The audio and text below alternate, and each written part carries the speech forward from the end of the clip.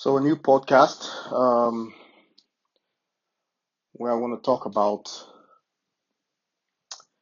the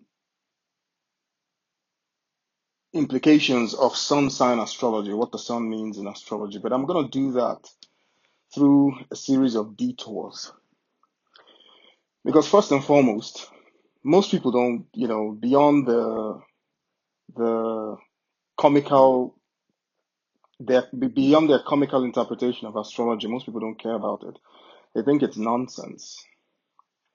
It's funny because it is not nonsense, and I intend to demonstrate through a series of interpretations. I intend to demonstrate that it is not nonsense, and I intend to start the uh, my exploration by putting within the right context what the sun in astrology truly means, or what it's supposed to mean. And I'll start by describing the nature of self-awareness. What is self-awareness? Because if the theory of evolution is to be believed, and people or hominids at some point in time on this planet became self-aware. Now I have several podcast recordings where I actually delve into the nature of how hominids became self-aware. So I'm not going to go into that detail. But what I'm going to do instead is I'm going to talk about self-awareness as some type of event that has already occurred. And then we're going to be looking at what type of uh, context could have forged self-awareness within a human being, the construction of a self, the awareness of an I. What does it mean? Now, I want you to, human beings, before they became human beings, grew up on this planet. They became self-aware on this planet. So at some point in time, they were not self-aware, meaning they were conscious, just like how most animals are, but the consciousness did not include the strict definition of an I, a self, a self that ponders, that thinks, and can sustain thought, can sustain a singular thought, and to carry it forward through a series of logical deductions in time. This is something that is very unique to human beings. Now, some animals display the ability to do this, but in a very limited fashion. Some crows do this, some other birds, some primates, a host of other animals that can be trained to conceptualize logic. But this usually involves a lot of training, repeated behavior. So it's basically an instinct in animals that when they are trained. But in a human being, it's not an instinct. It's something that a human being does so well that it comes to define the self. It comes to be the container within which self-awareness is populated. So how might this have originated in the first place? How did this come about? What is it that made a hominid begin to conceptualize the idea of self? Now, like I said, I don't want to go into the details. I have a lot of podcasts that do that. What I want to do is I want to look at the environment, the context. Now, within the environment that human beings grew up, you have the sun, this orb of light that is in the sky, that is ever present. It seems to rise up and then set, rise up and then set. So this rising and setting must have been it must have been, it signifies the contextual background of life on earth. It is that which drives, from an energy point of view, it is that which drives everything on this planet, the radiation from the sun. And remember, the sun is not just a ball of fire. It is not. How can it be?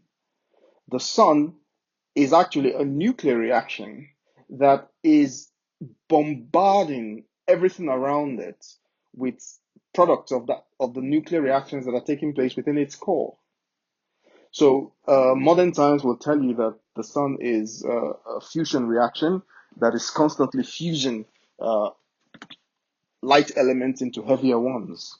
Starting up with hydrogen to fuse into helium and then into beryllium, and so on and so forth until you get to carbon, and then ultimately you get to iron. And a star can no longer fuse iron, and the iron begins to settle within its core. And once that starts, depending on the size of the star, the age or composition, it will either just grow into a red giant, or it will and fade away eventually, leaving a white dwarf, or it will go nova or supernova. You see, so but from the early hominids' point of view, not that just watch the sun rise and set. The sun rise and set. And there's something about evolution that most people are not aware of. People think that evolution is primarily driven by natural selection, but that doesn't make any sense, because the red rose did not choose to be red. The elephant did not suddenly decide that it wanted a longer trunk. These are functionalities. And usually, where there is a functional need, then nature sets about building the functionality. And it builds it according to the logic of organized complexity. It builds it according to what it is capable of building. You cannot give what you don't have. So, invariably, what happens is that evolution is primarily driven by mutation. And nothing mutates life on Earth better than radiation. And that radiation primarily comes from the sun. I mean, there is interstellar radiation that comes from the other stars, and there is intergalactic radiation that comes from all the other galaxies. But the primary source of radiation to all life on Earth is the sun. Okay? And so the sun drives primarily mutation on the planet. Now, when the early hominid, two things happened to the early hominid. The early hominid on Earth lost its fur. It lost its fur. And if you take a chimp or a gorilla or whatever, any of the primates, and you strip it of its fur, it's white, it's pale, it has no, the fur protects it against the radiation of the sun. But beyond the fur, it's plain skin. It's literally plain. You can see it as a kind of whitish skin color. Now, what happens is the skin, once the fur fell off, the skin began to negotiate with the sun.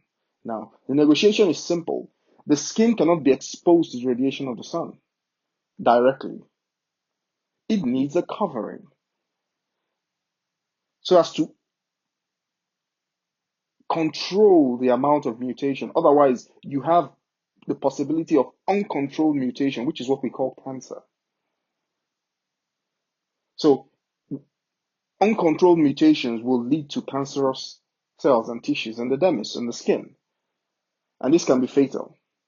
So what nature did, out of the necessitation of the calling from the sun, is to negotiate a symbiosis with that sun, and the result of that symbiosis is what we know as melanin, it's pigment. So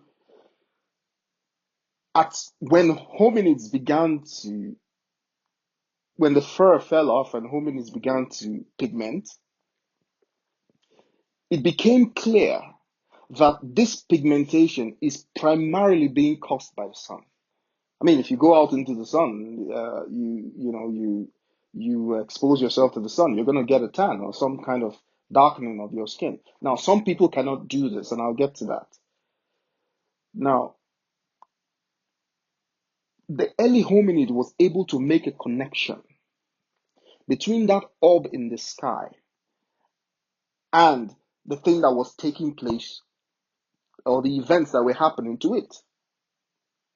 Now, not going to go into the reason why hominids lost their fur, okay? Because that is or may already be the result of another mutation, or it may be the result of a diet. But the fact is, early hominids, at one point in time, they lost their fur and they became naked, so to speak. It is the sun that now, the harshness of the sun or the effect of the sun, forcing the hominids to develop pigments. That action, or those series of events, or those series of actions, triggered a recognition of the sun as the causative agent for the development of this pigment. Now, some hominids could develop pigment, Some others could not. And those who couldn't either died of cancer or their skin became cancerous, or they fled regions with high solar intensity. And they fled into regions that did not have the destructive or the intense UV rays or other rays from the sun. I remember we're talking about a few uh, many years ago. So the output of the sun was not the same as it is today, because that is always changing, and it changes over billions of years or maybe millions of years. Now, so a connection was formed. Now, on Earth, Earth is a really unique place in the sense that it has only one sun. Now, most star systems are binaries. Most people don't realize that most star systems in the galaxy, and they're binary stars. They're usually binaries or triplicates, or they usually have companions. Now, for some reason, the sun is alone. Okay, and obviously, the sun must have formed from some type of event, because the material to build the rocky Earth, the rocky planets, and on Earth you have heavy iron, you have heavy elements, you have gold, you have uranium, you have elements that are heavier than iron. Now, these elements heavier than iron could not form in the heart of a star. They only form during very high energy explosive events like a supernova or hypernova, or the collision of neutron stars. But these are high energy collision events that are not produced in the heart of a star, okay, during its normal evolutionary life. So there must have been a prior or a precursor set of events that created the iron in our blood, not the iron in our blood, that created gold, radioactivity, in terms of heavy elements heavier than iron. Now, the nature of these events, or the nature of whatever it is that the star that must have been around here, it's possible that after that star went supernova and scattered, and created all these heavy elements, dense parts of the star, it's possible that that event is what created the solar system, because apparently there was still a lot of hydrogen left to forge a new star. But, glossing over the details, the fact is that a singular star formed, okay, and a protoplanetary disk formed around this sun, and then the planets began to emerge. And you can see that this is the case because all the planets lie on a singular plane with the sun. Okay. Now, some people say Jupiter is a failed star, but that's not quite accurate, because for Jupiter to be just a brown dwarf, which is a very dim type of star, very low energy and dim type of star, it would need to be 1,000 times heavier, and the material for that does not exist. Okay, because Jupiter is really big. It would need to be 1,000 times heavier for it to even begin to approximate the behavior of a brown dwarf star. So that's out of the question, basically. The sun literally formed as a singular star. There was no competition for it. It was basically just the sun, and then everything began to organize around it. You see, its gravity basically pulled in the denser, rocky or metallic elements closer to it into these orbits, and I'm sure the early solar system must have been a very chaotic and violent place until it settled down into what we see today. Okay, now, so like I said, the type of consciousness that evolves under a singular star is very unique. It's a very unique type of consciousness, considering the fact that most most solar systems contain more than one star. Okay, so in the solar system, whatever sapient life develops here has the only attraction for self-awareness as it emerges, right, from the chaotic nature of evolution of sapient life, will come together as a singular type of consciousness, or will emerge as a singular type of consciousness, because we have only one sun. Okay? Now, the nature of this type of singular consciousness is what I want to discuss in this particular podcast, because that is my avenue towards helping to explain the importance of the sun in astrology. Now, what does the sun do in the solar system? The sun is literally the organizer.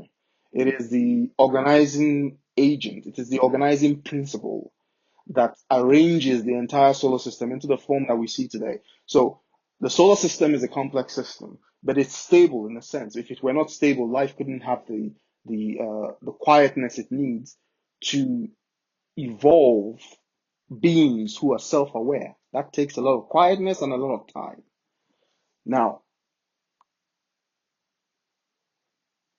this process, the type of self-awareness that emerges from this process because of the singular sun is one. Is a type of you as an individual, as a self-aware individual, you feel yourself as one person. You know, I mean, I know there are variations, but you feel yourself as one person. Your brain constructs the idea of a self. I do not know what that construction would look like in a solar system with three suns or two suns, but it is most likely that the type of self that would be created would not be singular. Okay, it would be dual or triple or whatever. Now, but there is and so the way we think about ourselves, the way we think about our own awareness, and it is our awareness that we use to explore the universe around us, to make sense and to derive meaning of the world around us. Because it is that meaning that we clothe ourselves in. When you ask someone, who are you? You are the meaning that you make, the associations that you make, that you draw on for organizing your reality. That's who you are. You're a scheme. Okay? Just like the solar system is a scheme that has the sun as a central organizing figure. The same way a human being is a scheme. Now, what is the relationship with that between that sun and the human being? The relationship is pigment. Because when the sun negotiated with the furless hominid, the result was pigmentation. And that is the only way that the hominid can survive under the intensity of that sun. Now, it is the creation of that symbiosis, the creation of that pigmentation, that is the telltale signature or the telltale sign that the hominid recognizes the sun as a singular event in the sky. And as such, its connection to that sun induces a singular consciousness within the hominid.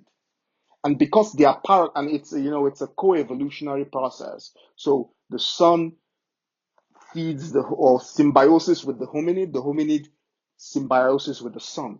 The result of that that co-evolutionary dynamic, that is what we call self-consciousness, self-awareness. The measure of it is pigmentation. So when I hear people talk about civilization, what is civilization? Civilization, right, is the exploration of self-awareness. Because to be self-aware means that order emerges from chaos. That's what it means. And chaos simply means that you don't understand anything. Nothing is clear. You cannot see how anything goes or how anything works. What order simply means is that now you understand how it goes, how it proceeds. You understand process. And the nature of civilization is the nature of process. And the telltale signature for the nature of process is the original symbiosis between the sun and the furless hominid. And that is what we call pigment today. So when people say, oh, civilization started in whatever, no, civilization started in the areas where you have the highest intensity of radiation from the sun. That's it. That's all the evidence you need. And when you look back at ancient civilizations, like in the